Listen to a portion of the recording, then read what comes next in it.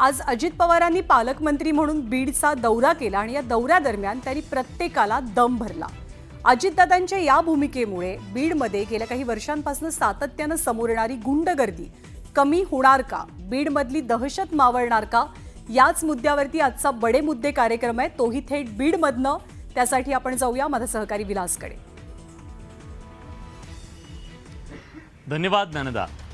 मंडळी, गेली 125 दिवस आपण बीड जिल्ह्यातल्या संतोष देशमुख हत्ये प्रकरणाच्या नंतर प्रत्येक आवाज महाराष्ट्रापर्यंत पोहोचवण्याचा प्रयत्न केला स्टुडिओतून, पण आज मात्र थेट बीडमध्ये आलोय आणि ग्राउंड झिरो वरून या बीड मूळचं राजकारण, समाजकारण महाराष्ट्राला ढवळून काढणारं ठरलं। आज त्या सगळ्याचा मागोवा घेणार आहोत। अजित पवार आज बीडमध्ये आले, सगळ्या गुंडापुंडांना त्यांनी दम दिला आणि त्याचबरोबर यापुढे कुणाचीही दादागिरी खपून घेणार नाही असं ते म्हणाले।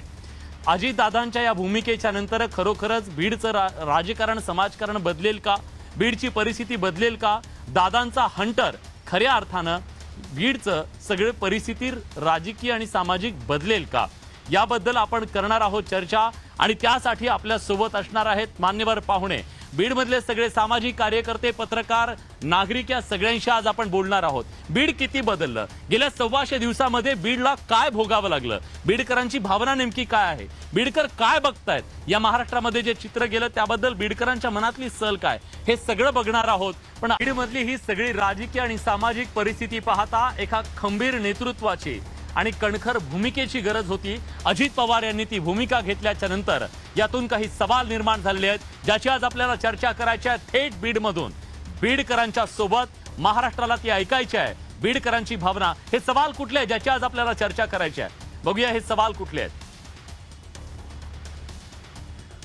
सवाल आहे, बीड जिल्ह्यातील गुंडगिरी अजितदादांच्या या आक्रमक भूमिकेच्या नंतर खरंच संपणार आहे का। सवाल आहे, टोळ्यांना अजित पवार खरंच चाप लावतील का। आज बडे मुद्द्याच्या माध्यमातून आपल्याला चर्चेला मुद्दा घ्यायचा आहे। सगळ्या गँग खरंच सुतासारख्या सरळ करण्याची राजकीय महत्वाकांक्षा सर्व राजकीय पक्षांकडून दाखवली जाणार आहे का। गेली काही दिवस या जिल्ह्यामध्ये जातीपातीचं, आरोप प्रत्यारोपांचं जे राजकारण झालं ते राजकारण संपून अविकसितपणाचा कलंक मोडून विकासाचं राजकारण या जिल्ह्यामध्ये होणार आहे का। आणि शेवटचा सवाल आज आपल्याला चर्चेला घ्यायचा आहे, अजित पवार खरंच या बीड जिल्ह्यामध्ये जो जातीयवाद सुरू आहे, प्रत्येक गोष्टीमध्ये आडनावं पाहून आणि एकमेकांची जात पाहून मत व्यक्त करणं किंवा टार्गेट करणं जे सुरू आहे, या सगळ्याला खरंच साप बसणार आहे का, या सगळ्या मुद्द्याची आपल्याला करायची आहे चर्चा।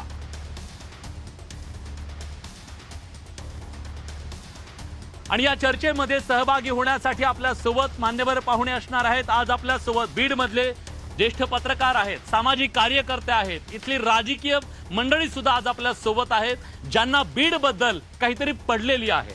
आपल्या सोबत आज पत्रकार बालाजी मारागुडे आहेत, आपल्या सोबत मराठा आंदोलक गंगाधर काळकुटे जे आहेत, आपल्या सोबत राष्ट्रवादी काँग्रेसचे नेते अविनाश नाईकवाडे आहेत, ज्येष्ठ पत्रकार गणेश सावंत, ज्येष्ठ पत्रकार वसंत मुंडे, ज्येष्ठ पत्रकार संतोष मानूरकर, त्याचबरोबर सामाजिक कार्यकर्ते माऊली शिरसाट, मुक्त पत्रकार भागवत तावरे, अल्पसंख्याक नेते एमआयएमचे शेख शफीक आणि पत्रकार बालाजी तोंडे, ही सगळी मंडळी आज या चर्चेमध्ये सहभागी आहे। बीडकर सुद्धा आपल्या सोबत आहेत। आज बीड बद्दल जे आहे ते सगळ्यांनी ऐकलं, पण बीडकरांच्या मनात नेमकं काय आहे, त्यांच्या मनातली खदखद काय आणि त्यांच्या मनातली सल सुद्धा काय, ते आज आपण बोलून दाखवणार आहोत।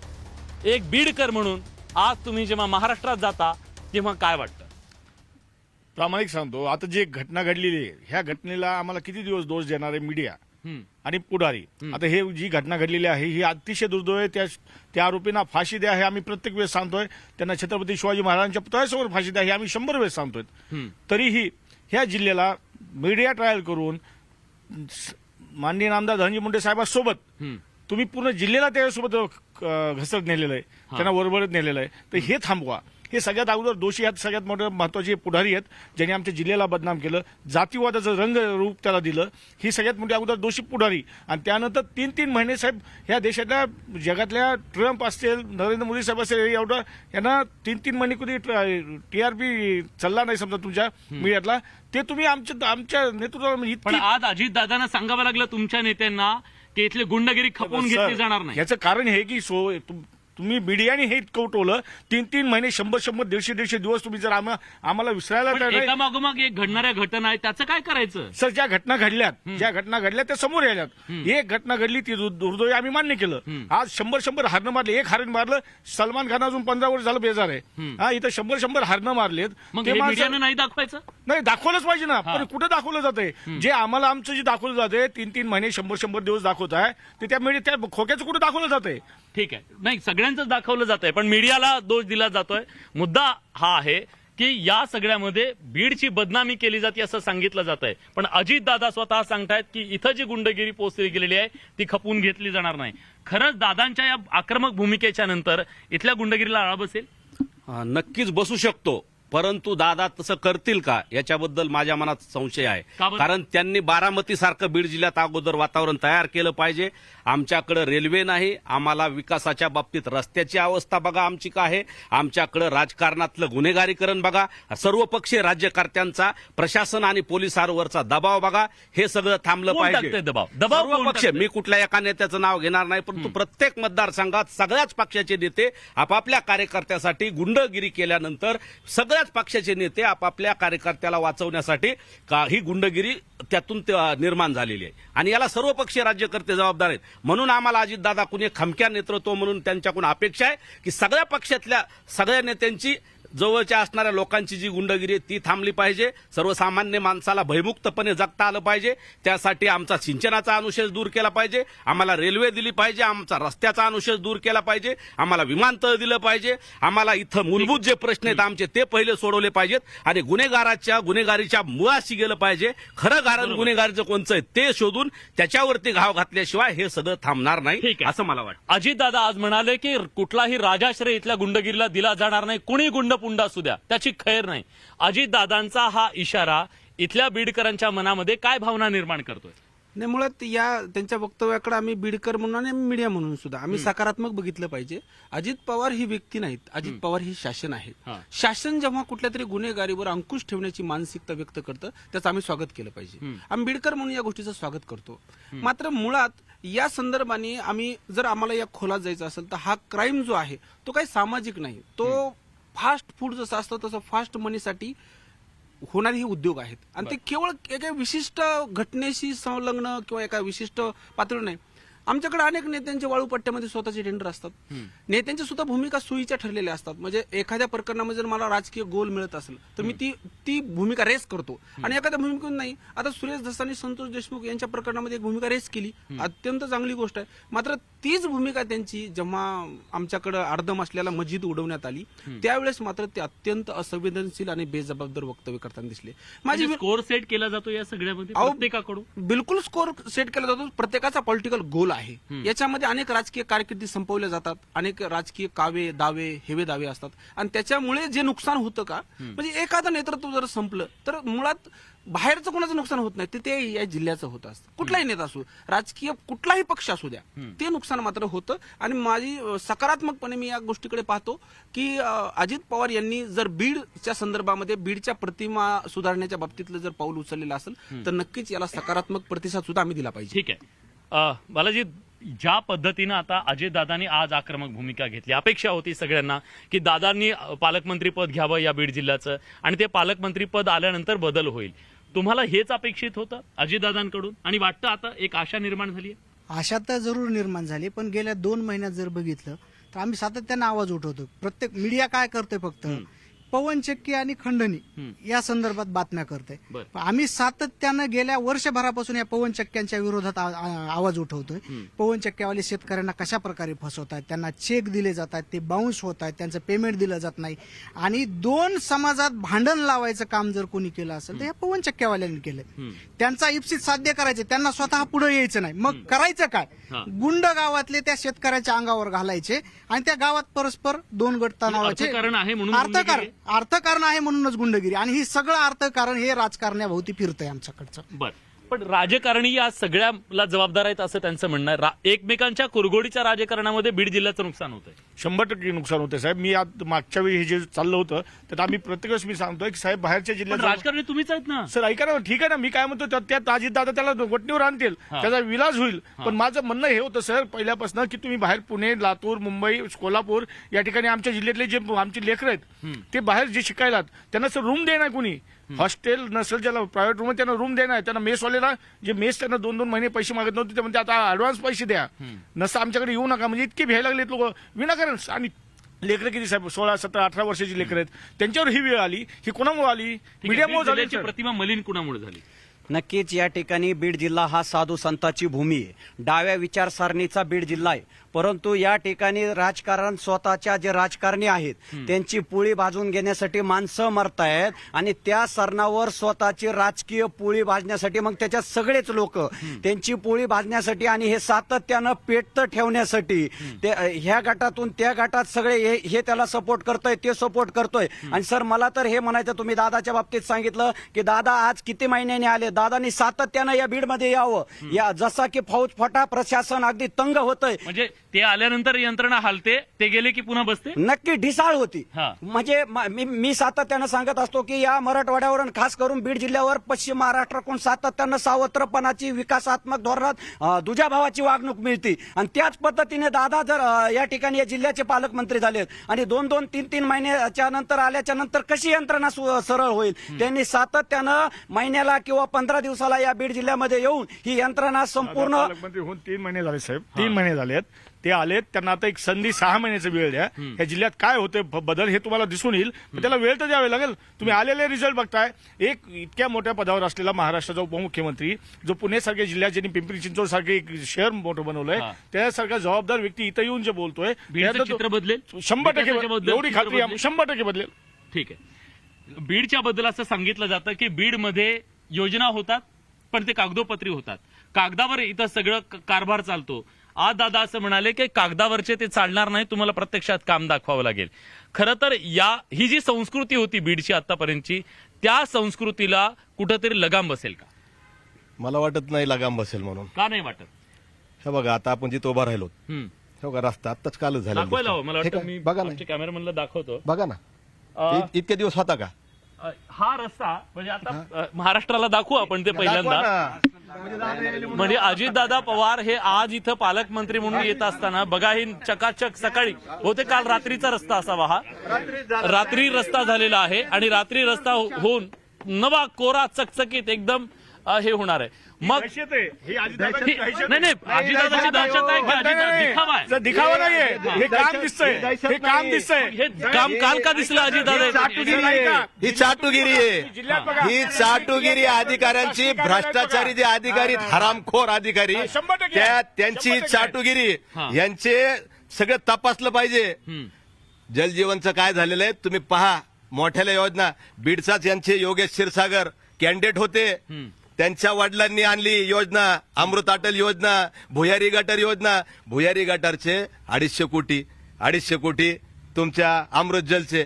अहो ज्यावेळेस भुयारी गटर योजना केली का, भुयारी गटर योजना करता वेळेस त्याला अगोदर आउटपुट काढावं लागते की हे काढणार कुठं. यांच्याकडे आउटपुटच नाही. दुसरी गोष्ट साहेब, जेवढं यांनी काम केलंय का मी म्हणत नाही, आता तुम्हीच तपासून बघा. जे केलं का अंडरग्राऊंड ते सगळं बुजलंय. आणि जे अमृत अटल योजनाचे तुम्ही म्हणते 5व्या फ्लोअरला पाणी देणार होते. अहो साहेब 20-20 दिवस पाणीच येत नाही तर पाणी देणार कुठं?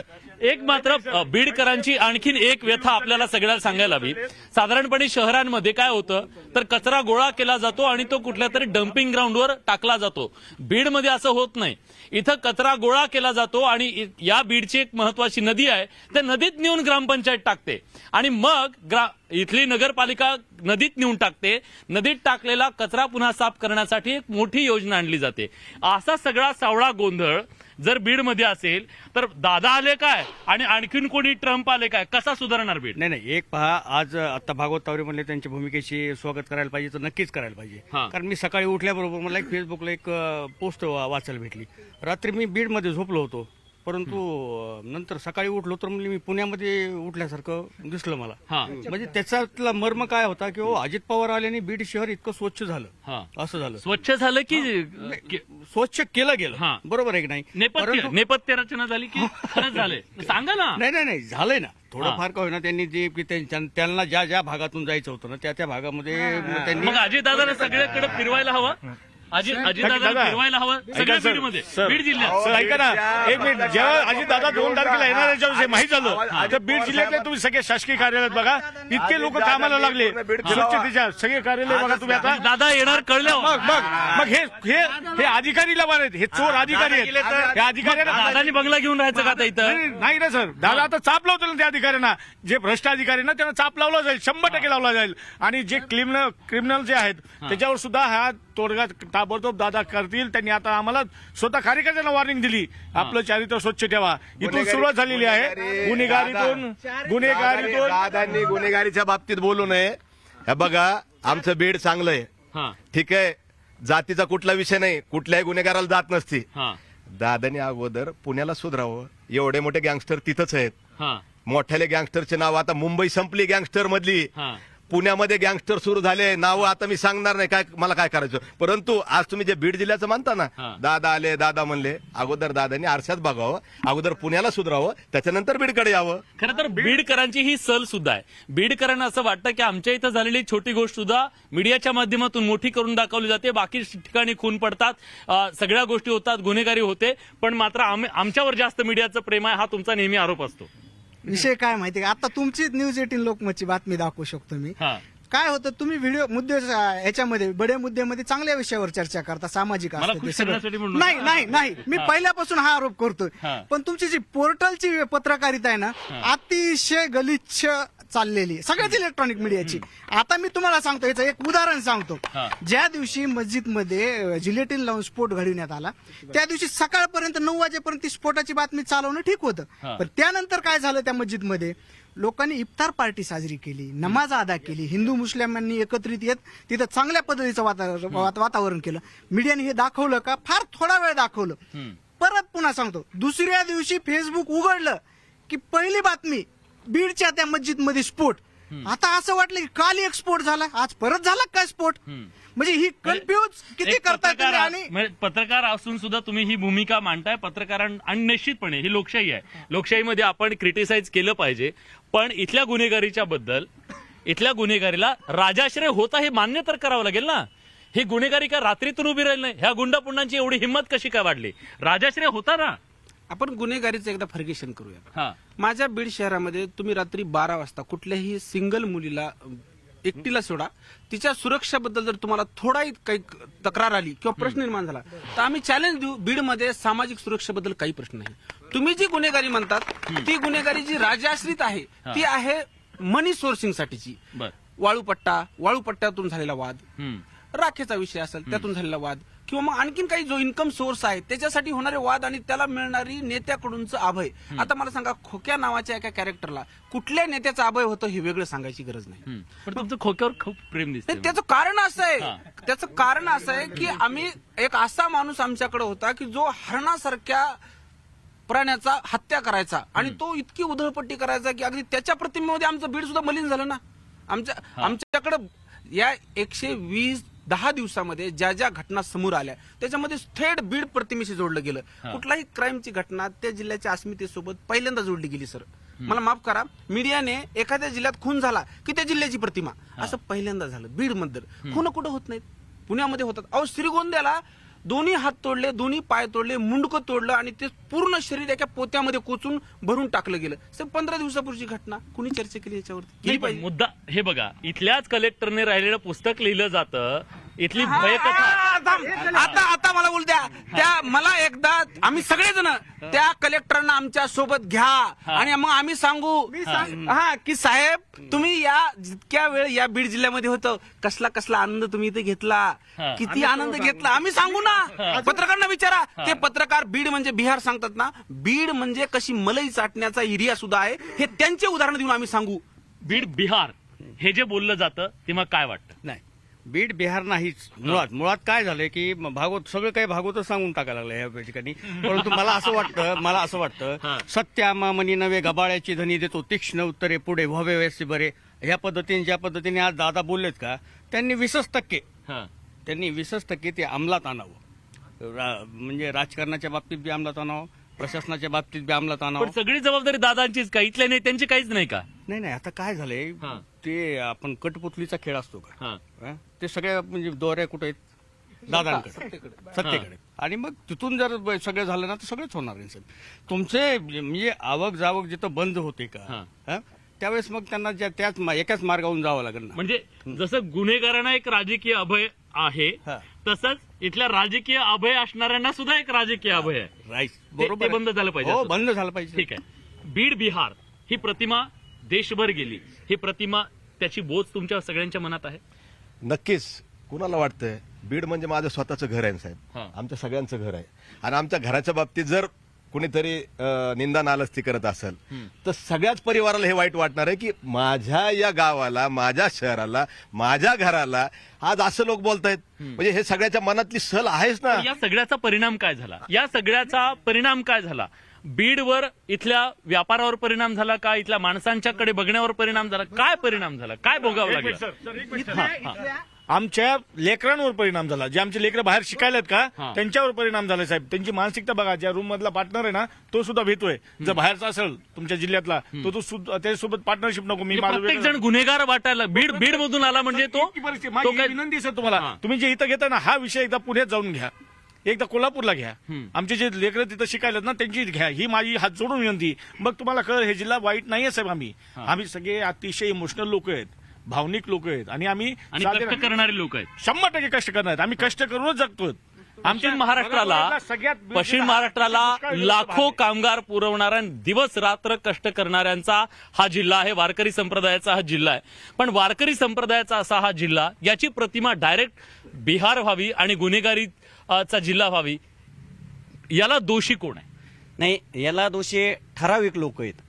आता तावरे सरांनी सांगितलं, सगळ्यांनी सांगितलं की खरंच बीड सारखा महाराष्ट्रात चांगला जिल्हा नाही. म्हणजे इतकी एक काय चांगलं आहे तुमच्याकडे सांगा महाराष्ट्राला. आता नक्कीच सांगतो की तुम्ही सांगितलं की बीड पश्चिम महाराष्ट्राला ऊसतोड कामगार पुरवतोय. तसंच या ठिकाणी जाणारे जे विद्यार्थी, ज्या विद्यार्थ्याला आज आमच्या अत्यंत म्हणजे हीन दर्जाची वागणूक भेटते, ते पोरं एवढं 18 तास 12 तास अभ्यास करते, त्यांच्या पाठीनी बिताडं काळी पडलीत. एवढे पोरं आज तुम्ही पहा, जे रिझल्ट आहे एमपीएससीचा, युपीएससीचा, त्याच्यात सगळ्यात जास्त प्रमाण जर कुठलं असेल तर बीडचं आहे. मग ते कशाचं प्रतीक आहे? चांगलं आहे म्हणूनच आहे ना. आणि तुम्ही पहा की धार्मिक क्षेत्रात, आध्यात्मिक क्षेत्रामध्ये सगळ्यात जास्त महाराष्ट्रामध्ये, देशामध्ये जर कुठं साधू संत जर असतील आणि कुठं जर देवस्थानात असतील तर ते बीडमध्ये आहेत. आणि सगळ्यात महत्वाचं म्हणजे इथं 2 देवस्थान आहेत. मी पुन्हा त्या जातीपातीच्या मुद्द्यावरती येणार आहे. खरं तर इथं मराठा आणि वंजारा अशा प्रकारचा वाद निर्माण करण्याचा प्रयत्न झाला, पण गेली अनेक शतकं खरं तर गुण्यागोविंदाने हे दोन्ही समाज राहत आहेत. इथं जी गडांची संस्कृती आहे, त्या गडांच्या संस्कृतीमध्ये सुद्धा एकमेकांना सामावून घेणं, एकमेकांना सन्मान करणं, ही संस्कृती राहिलेली आहे. काय ही बीडची सांप्रदायिक संस्कृती? काय बीडची ही जी सांप्रदायिक ही होती, याच्यामध्ये की या जातीचा संत त्या गावात जायचा, त्या जातीचा संत त्या गावामध्ये जायचा आणि यातून गावाचा एकोपा व्हायचा, यातून गावाचं प्रबोधन व्हायचं, सामाजिक प्रबोधन व्हायचं. आणि जी गावाची मोठ होती, सामाजिक मोठ, ती बांधल्या जायची. कुठेही जातीपात उफाळून येत नव्हता. परंतु आता वारकरी संप्रदाय हा इथल्या समाजांना जोडणारा होता. पण मला प्रश्न तुम्हाला हे विचारायचा बीडमध्ये आल्यानंतर की जर इथं महाराज जे ह्या जातीचे त्या जाती जात बघितली जात नव्हती, महाराजांची सुद्धा जात बघितली जात असेल, त्याला काय म्हणायचं? नाही हे फक्त समाजाकडूनच नाही, हे फक्त समाजाकडूनच नाही तर हे महाराज लोकांकडून सुद्धा व्हायला लागले असं माझं स्पष्ट मत आहे. आणि या जिल्ह्यामध्ये काय चांगलं आहे याच्यावर मला मुद्दाम म्हणून बोलायचंय. या जिल्ह्यामध्ये बीड मधला भूमिपुत्र एक तुकाराम मुंडे जिल्हाधिकारी म्हणून होते, साऱ्या देशाला माहिती आहे. एक इन्फंट इंडिया एड्स बाधित मुलांचा प्रकल्प दत्ता बारगजे चालवतात. एक दीपक नागरगोजेंचा प्रकल्प आहे शांतीवर. गरजेंचा एक सहारा अनाथालय आहे. सुरेश राजहंसचा प्रकल्प आहे. एक आमचा वंचित समाजातला बांधव पशु पक्ष्यांसाठी एक प्रकल्प चालवतो. ही गोष्ट मोठी वाटत नाही का? जे वन्य प्राण्यांसाठी ज्यांना समाजानं टाकून दिलंय, ज्यांना सगळ्यांनी वाळीत टाकलंय, फेकून दिलंय, अशा समाजासाठी, अशा लोकांसाठी काम करणारे लोक याच जिल्ह्यात आहेत. एवढे लोक दुसऱ्या जिल्ह्यात कुठे आहेत आणि एवढे प्रकल्प देखील कुठे आहेत हे मला सांगावं. ठीक आहे. जातीपातीच्या पलीकडे जाऊन माणुसकी जपणारी सुद्धा अनेक बेटं इथं आहेत. त्या बेटांची चर्चा होत नाही, इथल्या जातीवादाची चर्चा होती असं सांगितलं जातं. आम्ही तर असं ऐकलंय आता पत्रकारांना सुद्धा जातीची वाळवी लागली आहे. बिलकुल लागली आहे सर. एखाद्या नेत्याचा जर पत्रकार परिषद असेल ना आणि तिथं जर दुसऱ्या जातीची पत्रकार असतील तर त्याच्याकडे लगे असं बघितल्या जातं, तो अतिरेकी ह्या टाईप बघितल्या जातं. बोलून दाखवलं जात नाही पण बघितल्या जातं. इतकंच काय, एक उदाहरण नाव घेत नाही पण एक उदाहरण सांगतो. एका पत्रकारांसोबत घडलेलं आहे. आमच्या एका नेत्याच्या घरी पत्रकार परिषद होती.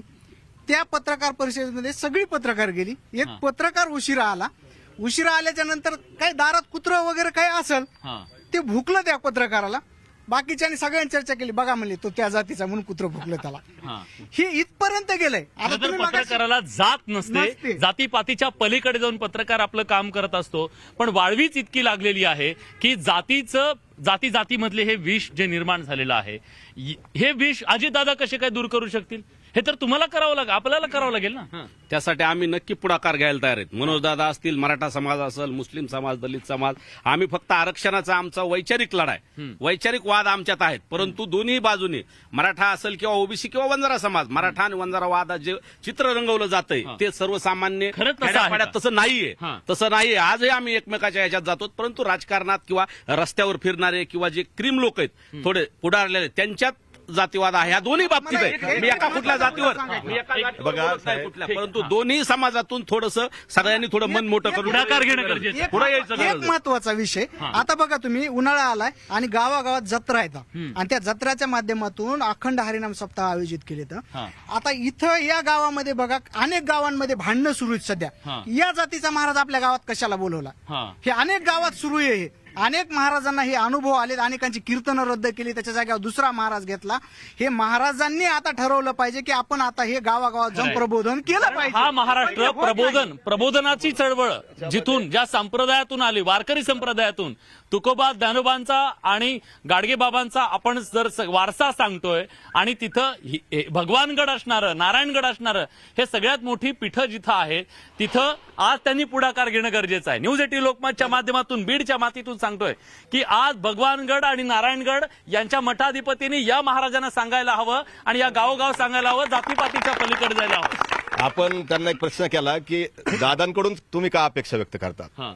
दादा महाराष्ट्र शासन आहे, दादा उपमुख्यमंत्री आहेत, पण त्यांचं असंवेदनशीलता मी आज बघितली. कशी? बघा साहेब, एवढी मोठी दुर्घटना घडली, एवढी मोठी दुर्घटना ऐका नाही, वळण नाही, दुर्घटना घडली. मशिदीमध्ये या ठिकाणी ब्लास्ट झाला. तो इंटरनॅशनल न्यूज आहे साहेब आणि हे धार्मिक स्थळ आहे. बघा, सर्व समाजाने त्याचा निषेध केला. बीड इतकं चांगलं आहे, सगळ्यांचे फेसबुक तपासून बघा, कुणी त्याचं समर्थन केलं नाही. इव्हन जरांगे साहेब असतील, सगळ्यांचे फेसबुक, आमचे तावरे साहेबांनी त्याच्यावर एक लेख लिहिला, यांनी एक लेख लिहिला, सगळ्यांनी लिहिलं. परंतु जर आज एक उपमुख्यमंत्री जर बीडमध्ये आले तर त्यांचं काम होतं त्या ऐका माझं फक्त साहेब, आणि त्या ठिकाणी जाऊन त्यांनी बघायला पाहिजे होतं. मुस्लिम समाजाने त्यांनी मागणी केली की जो गुन्हेगार आहे त्याला UAPA लागा, तर त्यांचं म्हणणं असं आलं. त्यांच्यासोबत अमरसिंह पंडित होते आमदार. मुसलमानांनी आम्हाला कुठं मतं दिली? त्यांनी मौलानाच ऐकलं. अहो, आज म्हणले खोटं नाही. फतवा काढतात म्हणले, मौलाना फतवा काढतात. अहो, त्यांनी सगळे माणसं त्याला साक्षीदार आहेत. मी खोटं बोलणार नाही. मौलाना भेटायला गेले होते, त्यांना मौलानाशी हे शब्दप्रयोग त्यांचे आहेत की असं त्यांच्याकडून हे बोललेलेच नाहीत, हे लबाड आहेत, हे जातीवाद हे लबाड आहेत. साहेब अर्धा बसलेला हे तावरे साहेब इथं जाणार सोबत आहेत माझ्या. आम्ही गेलो होतो, निजाम भाई आमच्या सोबत होते. आम्ही जाऊन आम्ही तुम्ही गेले, एक तुम्ही मिनिट गेले, त्या काँग्रेसचे मस्जिदीच्या मौलवींना खासदार गेले. आम्ही एक मिनिट तिथं भेट द्यायला काय हरकत नाही. सर, ऐका सर, आम्ही त्या मस्जिदीच्या मौलवींना आम्ही तयार केलं सर. एक मिनिट आम्हाला बोलू दे. साहेब एक मिनिट सर.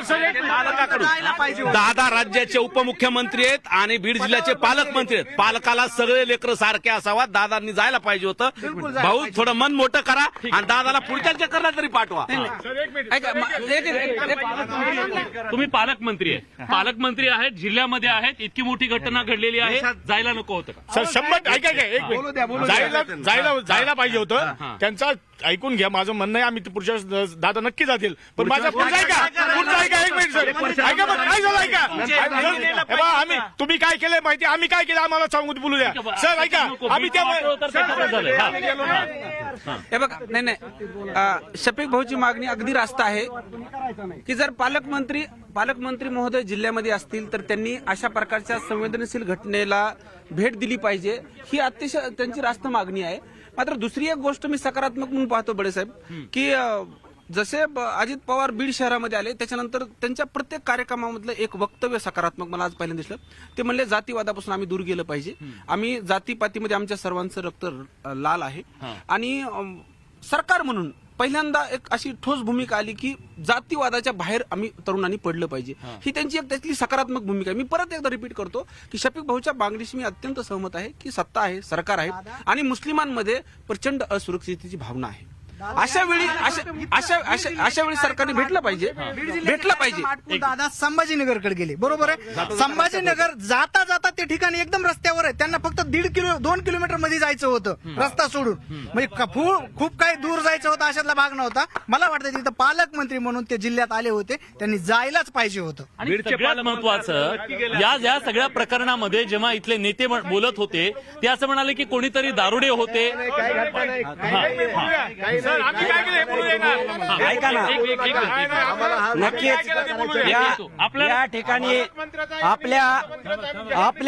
आपल्या जिल्ह्यातले आष्टी पाटोदा शिरूर आमदार सातत्यानं त्यांनी ज्या ठिकाणी त्यांनी सांगितलेलं आहे की अन्याय होईल तिथं मी आवाज उठवल, परंतु सुरेश अण्णादासनी सांगितलं एवढी मोठी घटना होती आणि त्या घटनेत सांगितलं जातंय की ते पोरं दारू पिलेले होते. मग उद्या त्या लोकांना माफ केलं किंवा त्यांचं म्हणणं आहे त्या लोकांना माफ करा.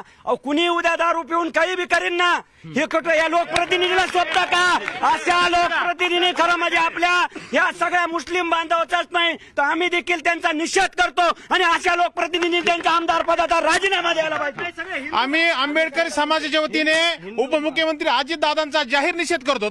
बीड जिल्ह्याचे पालकमंत्री असताना, बीड जिल्ह्यात येत असताना त्यांना नेमकं भीती कशाची? बुलेट प्रूफ गाडीमध्ये आलेत. आम्ही मागासवर्गीय समाजाचं मागण्याचं निवेदन देण्यासाठी त्यांना प्रयत्न करत होतो. ऍडिशनल एसपी असतील पीआय असतील, यांनी आम्हाला अडवलंय. म्हणजे लोकशाही मार्गाने निवेदन सुद्धा अजितदादांनी स्वीकारलं नाही, त्यांचा आम्ही जाहीर निषेध करतो. ठीक आहे. या चर्चेमध्ये वसंत मुंडे सुद्धा आता आलेले आहेत. वसंतजी, दादांनी आज अँग्री इंग्मनच्या भूमिकेमध्ये दादा दिसले.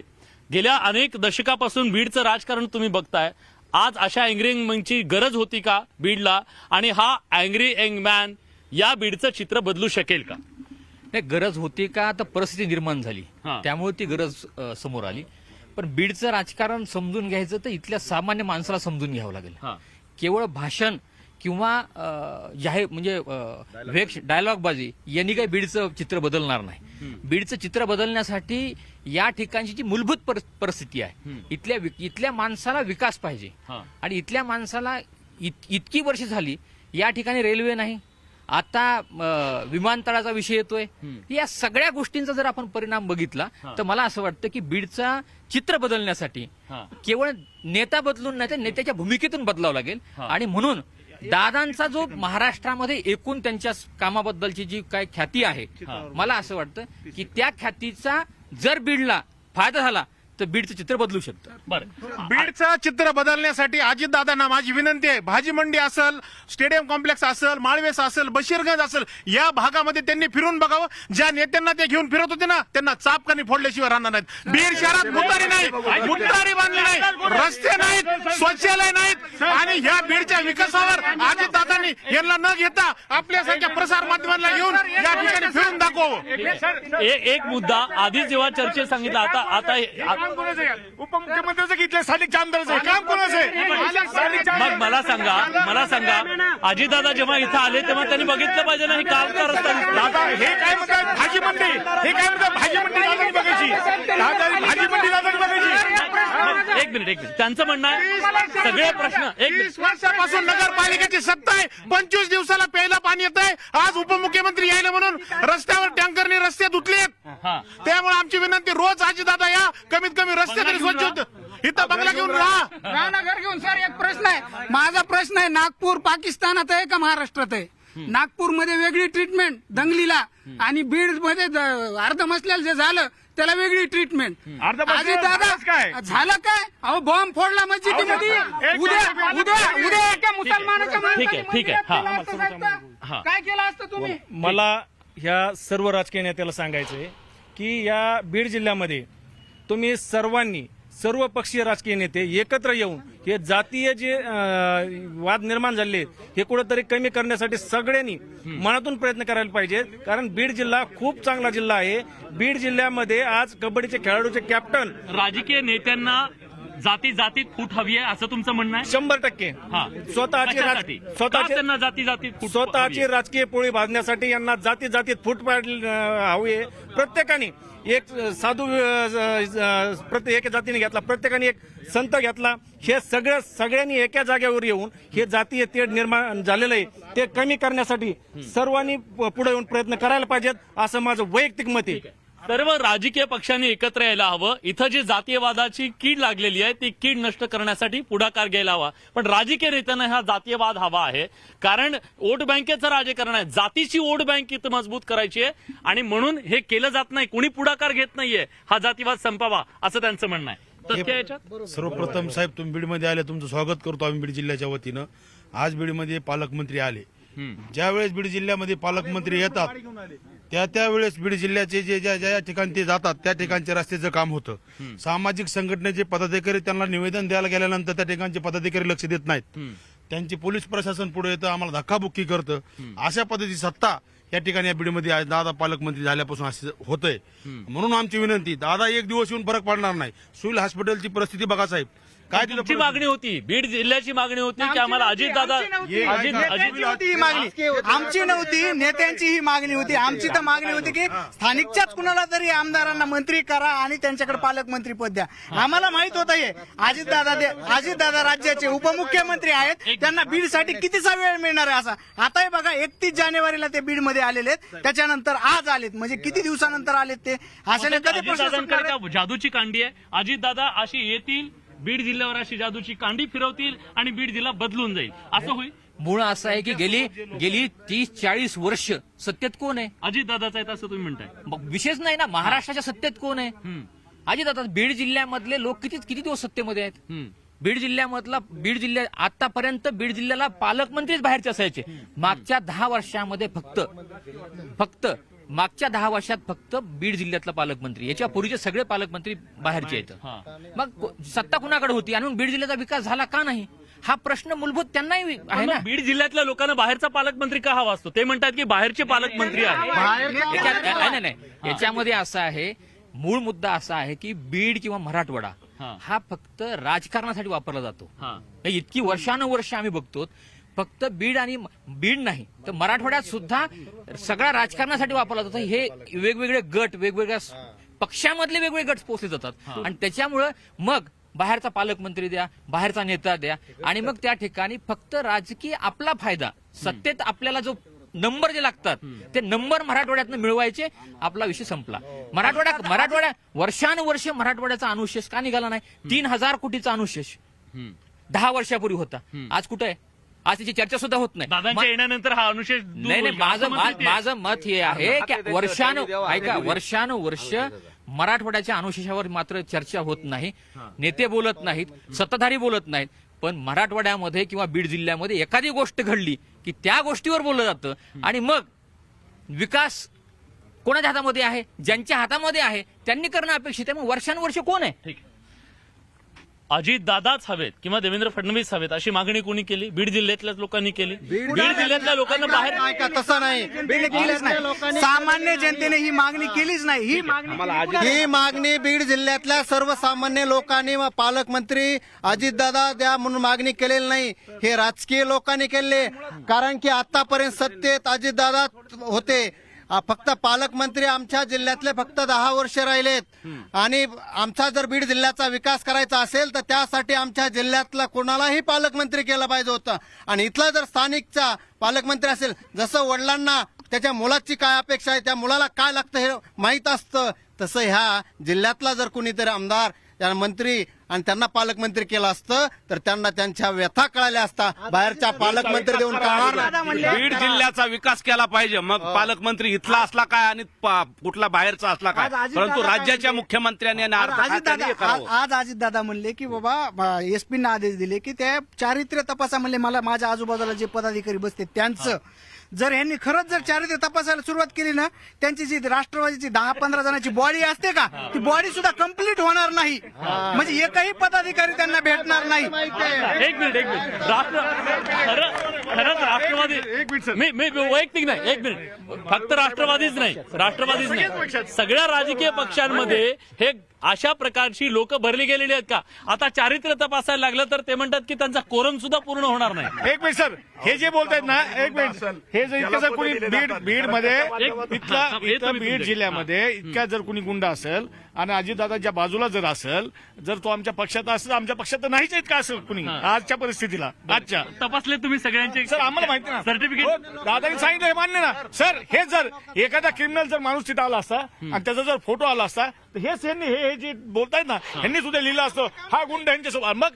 मग त्यांचं काय चुकलंय? त्यांनी बघणं, त्यांनी तपासलं, हे बरोबर आहे त्यांचं. याच्यामध्ये साहेब टगे असल्याशिवाय राजकारणात प्रवेश नाही असं आहे का? सगळ्या राजकीय पक्षांनी ते म्हणतात की राजकीय पक्षांनी जर असं कॅरेक्टर तपासायला लागले तर ह्यांच्या बॉड्या सुद्धा पूर्ण होणार नाही. जसं एखादी नोकरी लागायची असेल तर कॅरेक्टर सर्टिफिकेट मागतात.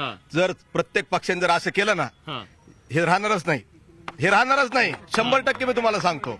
आणि आज मला असं वाटतंय की ज्याच्याकडे जेवढी दंडेलशाही असेल ना, त्या नेत्याला वाटतं की तो भारी आहे, मग त्याच्या आधिपत्याखाली आपण खाली सोडून देऊ. जसं इथं चाललंय ना, तसंच 100% तसंच आहे साहेब, की ज्याच्याकडे जेवढं पॉवर आहे, ज्याच्याकडे जेवढं मॅन पॉवर आहे, गुंड आहेत, तोच मोठा नेता, पैशावाला मोठा नेता, किती माणसं पाळतो तो मोठा नेता, मग त्याला पद द्या.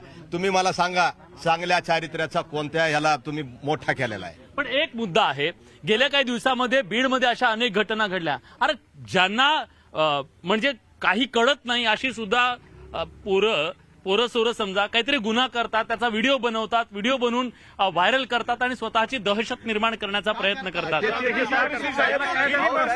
याला कायदा आणि सुव्यवस्था कारणीभूत आहे. हे तरुणांमध्ये काय मेसेज आहे? ह्या एक तरुण आहे इथं, मला सांगा हे काय फॅड आहे इथं? मारहाण करायची, व्हिडिओ व्हायरल करायचा, दादागिरी किती गोष्टी आहेत ह्या? तुम्ही एक बेसिक कन्सेप्ट समजून घ्या साहेब. आजच्या परिस्थितीमध्ये राजकीय पुढारी गुन्हेगार नाहीये. राजकीय नेता, पालकमंत्री, अधिकारी, विरोधी पक्षनेता हा कोणीच गुन्हेगार नाही. गुन्हेगार हा युवक आहे आणि ह्याच्यावरती फुल स्टॉप आहे. बीडचा युवक हा गुन्हेगार होणार पुढे चालून का? आमची महत्वाकांक्षा काय? आमची महत्वाकांक्षा आहे, माझ्या घरामध्ये मी जिल्हा परिषद सदस्य, ग्रामपंचायत सदस्य बनण्यापासून मी विचार करतो, माझ्या गुगलला सर्च का असते, मी ग्रामपंचायत सदस्य कसा बनल, मी त्याच्यानंतर पॉलिटिक्स मध्ये एंटर कसं करल, माझं वचक कसं निर्माण होईल जेणेकरून मी समोरच्याला सगळ्यांना दाबात आणल. आणि त्यानंतर ही राजकीय जी गोष्ट बीडच्या लोकांच्या डोक्यामध्ये बसलेली की मला बनायचं काहीच नाही, मला राजकीय नेता बनायचं, मला राजकीय मोठा नेता बनायचंय, कुणाच्या पाठीमागे उभं राहून मला एक मोठं माझं साम्राज्य तयार करतात. मला डॉक्टर इंजिनियर होण्यामध्ये बीडचा पोरगा आहे का जन्म घेतो ना, तो आमदार होतो, जन्मलेच आमदार होतो, डॉक्टर इंजिनियर होत नाही साहेब. मी आज दिल्लीला सर्व्हिसला आहे, मला दिल्लीपर्यंत तुम्ही बीडचा बिहार बोलू नका साहेब. दिल्लीचे लोक मला बोलतात अरे आप बीडचे हो. माझं कॅरेक्टर व्हेरिफिकेशन करा, माझं नाव श्री नायकवाडे, मी तिकडे सर्व्हिसला आहे, मला लोक बोलतात अरे बीड से हो हाँ. आपके ऐसे ऐसे लोक पर टीव्ही पे चल रहा है यहाँ पे हाँ. मला कसं वाटत असेल मी तर माझ्या राज्यात पण नाहीये ही सल आहे बीड जिल्ह्यातल्या तरुणांच्या मनातली ही सल आहे जो या कुठल्याही गुन्हेगारीशी संबंधित नाहीये त्याला सामान्य जीवन जगायचं आहे पण त्याच्यावरती एक शिक्का मारला जातोय तो शिक्का गुन्हेगारीचा आहे संशयानं पाहण्याचा आहे आणि प्रत्येक बीड जिल्ह्यातल्या व्यक्तीला त्याच्याबद्दलची जी सल आहे ती आज त्यांच्या मनात आहे पण मुद्दा हा आहे की बीड मधली जी राजकीय संस्कृती आहे ही त्या मुलाने सांगितलं ही राजकीय संस्कृती या मुलांना आपल्या वेठीला धरते किंवा तशा प्रकारच्या त्या टोळ्यांमध्ये त्यांचं हित आहे मग या राजकीय व्यक्तींना हे कळत नाही का की आपण पूर्ण पिढीच्या पिढी नासवतोय साहेब आता जर बघितलं तर इथं आता 2 मंत्री आहेत आणि मागच्या काळात जरी किती जरी बघितले आपण बीड जिल्ह्यामध्ये 1 मंत्री 2 मंत्री प्रत्येक मंत्रिमंडळात असतो परंतु मानसिकता असली पाहिजे की माझा जिल्हा सुधारला पाहिजे मला सांगा जसं बाहेर कारखाने आहेत रेल्वे आहे दळणवळणाची साधने आहेत जोपर्यंत हे होत नाही आता काय आमच्याकडे आजही पारंपरिक शिक्षणच आहे आम्ही काय करतो BA BSc BCom हे झालं की तो झाला बेकार ह्याच्या पलीकडे जाऊन जर आपण विचार केला तर चांगलं शिक्षण जर मिळालं आम्हाला शिक्षण मिळाल्यानंतर आम्हाला नोकरी पाहिजे नोकरी कधी मिळेल साहेब नोकरी आम्हाला कधी मिळेल कारखाने आले तर नोकरी मिळेल बीडच्या लोकांना हे इतकं वाईट वाटतंय एक मिनिट माझं हे जे बोल ह्याच्यावर उत्तर देतो सर तुम्ही आता माहिती घ्या जिल्ह्यात आता हे जे क्रिमिनल जे वाढलंय ह्या 1 वर्षात हे की हे आमचे 14-16 वर्षाचे पोर आहेत सर हे जे अल्पवयीन अल्पवयीन सर ही म्हणजे ही परिस्थिती का आली यांचं जे म्हणणं ह्याचे मी समर्थन करतो हे नक्कीच आमच्यावर वेळ का आली सर ह्याचा विचार केला झाला पाहिजे कारण की आमच्या इथल्या आतापर्यंतचे अगोदर जे पुढारी होते त्यांनी विकास नावाचा प्रकार केलेला नाही स्वतःच्या संस्था तयार केल्या त्यांनी त्यांच्या संस्थेत ऍडमिशन घ्या तुम्हाला पास करून आपलं राजकारण कायम राहावं याच्यासाठी टोळ्या निर्माण केल्या सर एक मिनिट शेवटचं मला बोलायचं साहेब की हे जर आपल्याला कोरम पूर्ण करायचं असलं बदलायचं बदलायचंय. असेल तर आम्ही ऐका ना आम्ही सगळ्यांनी मिळून प्रयत्न केले पाहिजे सगळ्या तरुणांनी मिळून प्रयत्न केले पाहिजे सगळ्या नेत्यांनी पत्रकारांनी सामाजिक संस्थेने प्रयत्न केले पाहिजे आमच्या सगळ्या धार्मिक गुरूंनी केलं पाहिजे याचं प्रबोधन झालं पाहिजे आणि जे ज्या या गोष्टी आहेत ऐका ना ज्या गोष्टी ह्या होत आहेत ह्याला पायबंद करण्यासाठी जसं आम्हाला आज उपमुख्यमंत्र्यांकडून अजितदादा पवार साहेबांकडून अपेक्षा आहेत मला एक सांगायचं की जसा रील काढून तो एक व्यक्ती ब्लास्ट करतो अशा व्यक्तीला जर वेळीच आपण संपवलं ठेवलं त्याच्यावर UAPL आला तर दुसरा कुणी तरुण जसं अल्पवयीन मुलं काही तरुण मुलं हे असले करणार नाहीत जर यांच्यावर वेळीच आपण कायदेशीर कारवाई केली तर मी एक विषय मांडतो साहेब ऐका ना मी एक विषय मांडतो जरांगे पाटील साहेब हे मराठा आरक्षणासाठी झटत आहेत लढत येतं त्यांनी भाषा वापरताना धनंजय मुंडे साहेबाबद्दल धन्या मुंडे हे वापरणं बंद करायला पाहिजे ते एवढे मोठे नाहीत धनंजय मुंडे साहेबाबद्दल एवढं बोलायला पुढे येतो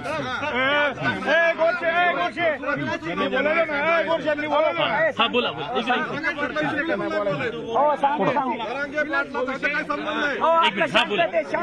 तसं कोणी बोलू नका आपलं एकदम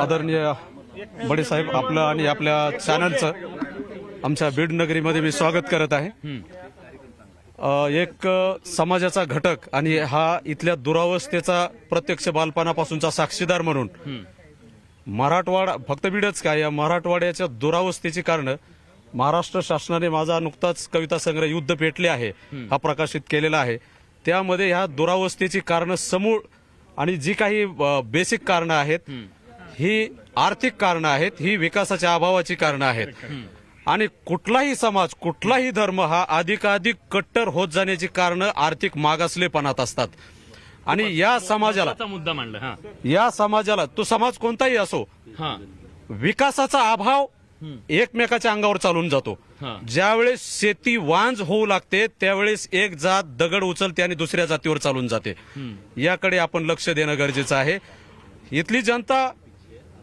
राक्षसी नाहीये इथली जनता असमंजस नाहीये परंतु विकासाचा अभाव माणसाला नाही त्या अधोगतीला घेऊन जातोय प्रत्येक वेळी सांगितलं जातं की बीड जिल्हा हा ऊसतोड कामगाराचा जिल्हा आहे हा काही गौरवाने मिरविण्याचा भाग नाही हा कलंक आहे आणि याची कारणं इथल्या शेतीच्या दुरावस्थेमध्ये आहेत इथल्या शेतीला पाणी नसण्यामुळे या गोष्टी आहेत जर या शेतीला पाणी मिळालं तर इथला भाजीपाला युरोपला जाऊ शकतो आणि नोकऱ्यावर जे काही भार पडलेला आहे नोकऱ्यावर ज्या पद्धतीने विनाकारण इथं सतत उपजीविकेचे जे प्रश्न आहेत हे शेतीने भागविले जाऊ शकतात. बरोबर. सातत्याने शेतीच्या दुरावस्थेचे घटक दूर केले जातात.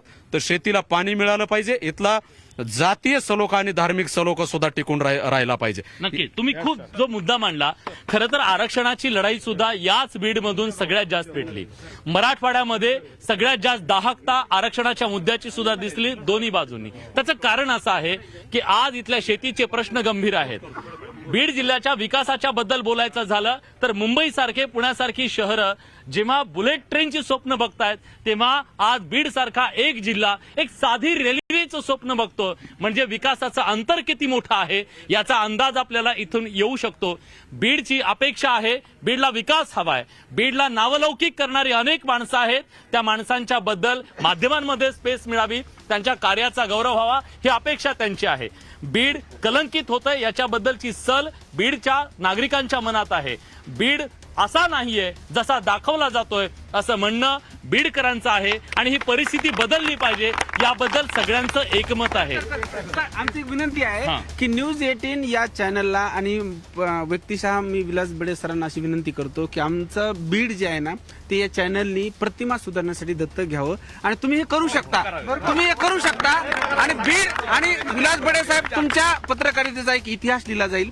तुमची भूमिका केवळ पत्रकारितेत नाही, तुम्ही बाहेर सुद्धा बोलताना सलोख्याची भाषा बोलतात आणि याचे सकारात्मक परिणाम येतात. आणि चॅनल आणि तुम्हाला दोघांना आमची बीडकर म्हणून विनंती आहे, तुम्ही आमच्या बीडच्या प्रतिमेच्या उदात्तीकरणाची भूमिका घ्यावी. आम्ही आणि बीडच्या बद्दल एकच मिनिटं, सलोख्याचं एक छान उदाहरण साहेब. संतोष देशमुख यांची दुर्दैवी हत्या झाली. साहेब, रमजान ईद होती आणि मुस्लिमांनी त्या ठिकाणी रमजानची ईद साजरी केली नाही साहेब. याच्यापेक्षा मोठा आणखी काय असं? दुसरी गोष्ट साहेब, हे जे ब्लास्ट झाला तिथं आमचे हिंदू बांधव सगळे गेले आणि त्या ठिकाणी त्या मस्जिदीमध्ये इफ्तारचा कार्यक्रम झाला. हे आमच्या बीडमध्येच होऊ शकतं. आणि या मग असं सगळं असणाऱ्या बीडला बदनाम करू नका असं सगळ्यांचं एकमुखी म्हणणं आहे.